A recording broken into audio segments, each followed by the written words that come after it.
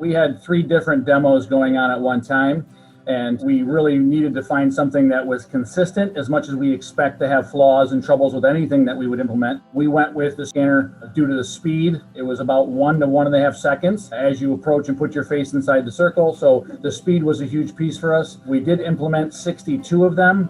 Based on the speed of these units, we found them to be easy to use, and we actually deployed them with our nursing staff who were doing temperature screening at many locations, and of all the options that we demoed, their feedback was overwhelming as far as the speed and the ease of use. This one just seemed to rise to the top.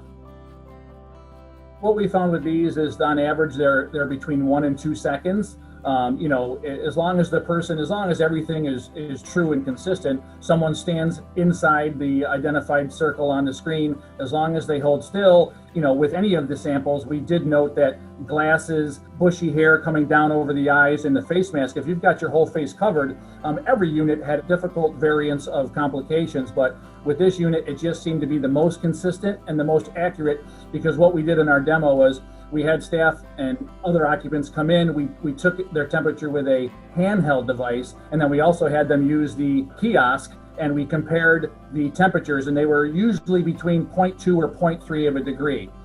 So they were very accurate, and we just liked the fact that they seemed to read the quickest. So that was really one of the driving features for us.